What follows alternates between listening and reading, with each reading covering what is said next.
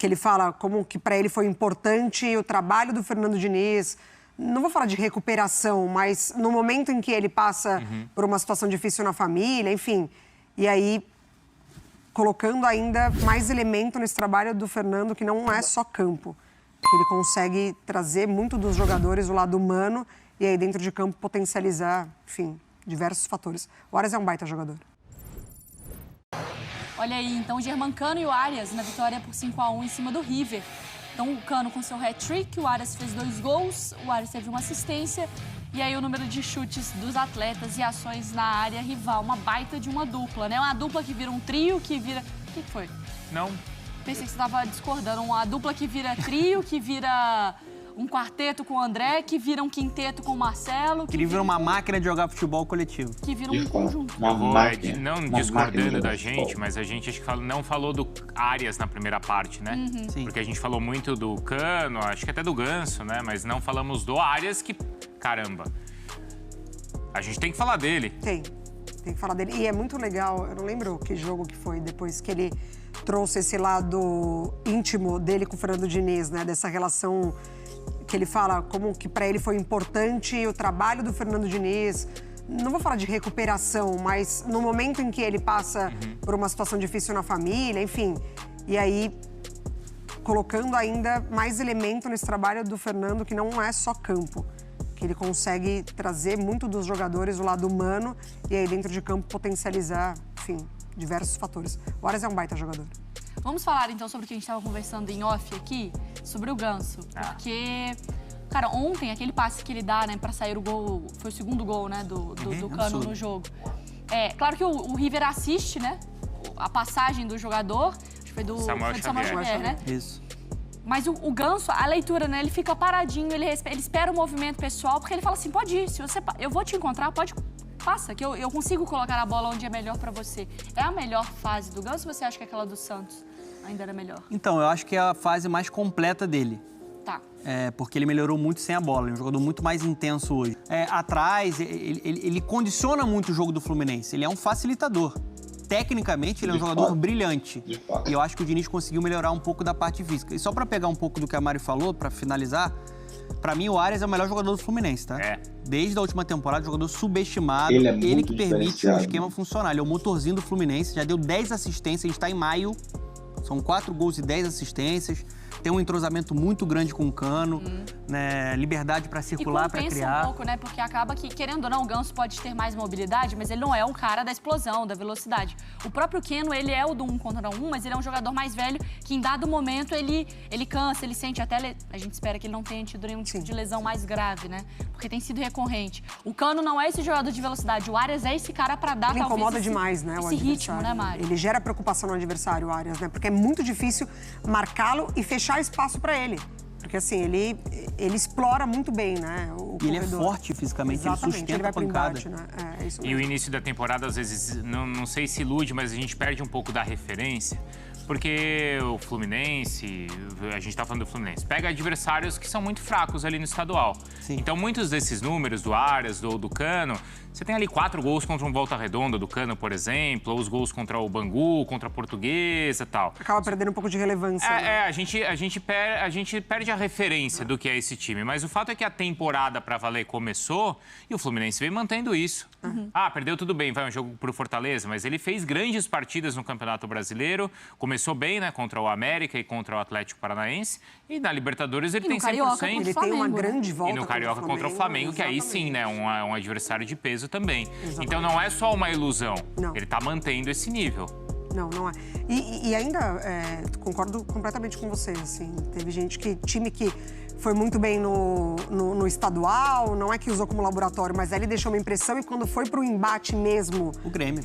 Exatamente. O próprio Atlético Mineiro, que é campeão, você acha que tá num processo, mas opa, tá muito atrás ainda do processo, né? Sim. Pra mim, o Ganso, ele também vem no Fluminense e principalmente agora com... Tocou no coração do ABC. Também, né?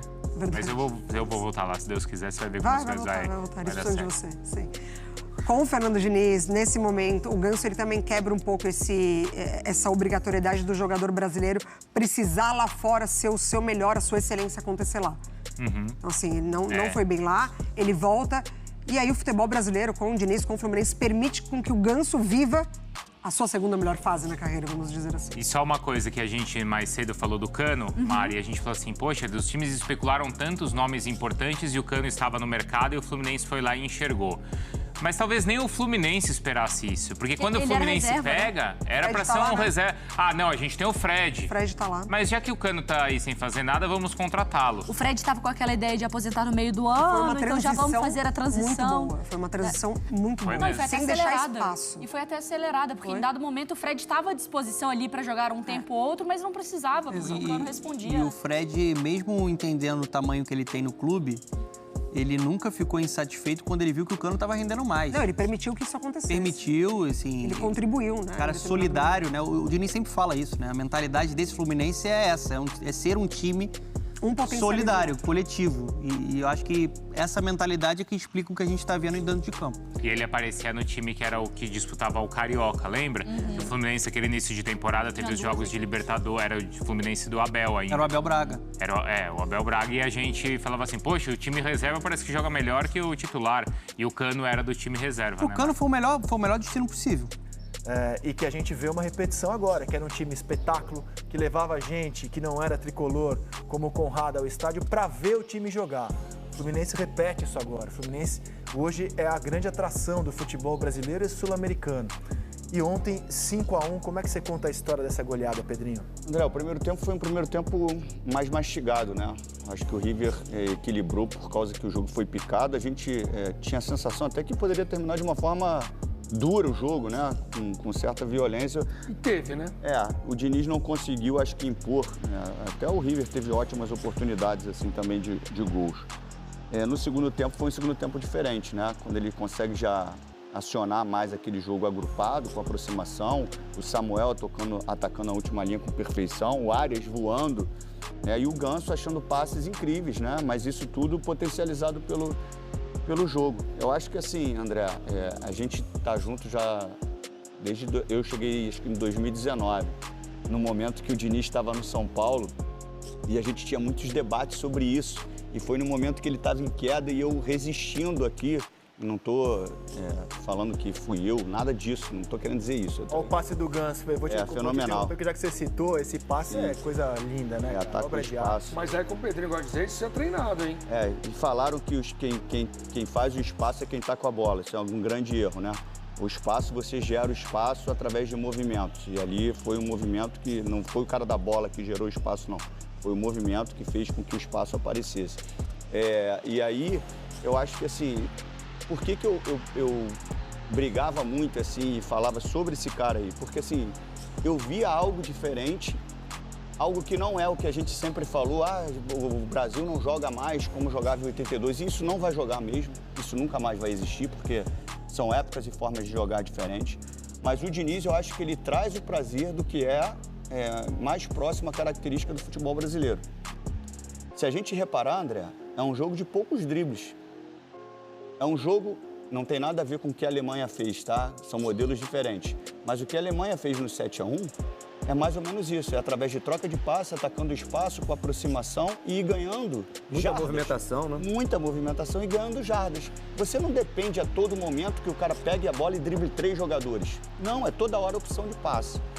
Fazendo a gente uma comparação até com o Corinthians, e eu falei isso aqui quando o Vanderlei foi contratado, que o Corinthians estava preocupado com mais outros aspectos do que com o jogo.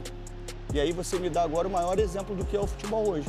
Fluminense com menos recurso, com menos talento individual que outras equipes, como Atlético Mineiro e como Flamengo, e joga o melhor futebol. Não vou falar que é o mais bonito, não, o melhor futebol. Porque o que preocupa o Fernando Diniz, a diretoria do Fluminense, é o campo, é o jogo. E a gente valoriza pouco isso. A gente valoriza todos os outros aspectos do futebol, gestão de elenco, que é importante, o que vai agradar a torcida, que é importante, qual o treinador que tem mais título, porque aí o gestor se sente tranquilo. Vou trazer um treinador que não ganha nada, como o Diniz, aí o gestor está exposto. Quando eu trago um cara que ganha tudo, o treinador, opa, tá aqui o campeão que vocês querem. Então, assim, e não se pensa no jogo.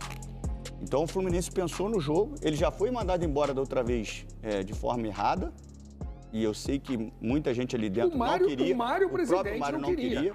Contra o CSA, ele finalizou 33 vezes, foi pênalti no Ganso, no contra-ataque o árbitro não deu, ele perde o jogo e ali ele é demitido. E o tempo de trabalho, quando se tem conhecimento do jogo, se você der tempo de trabalho, o resultado é bom.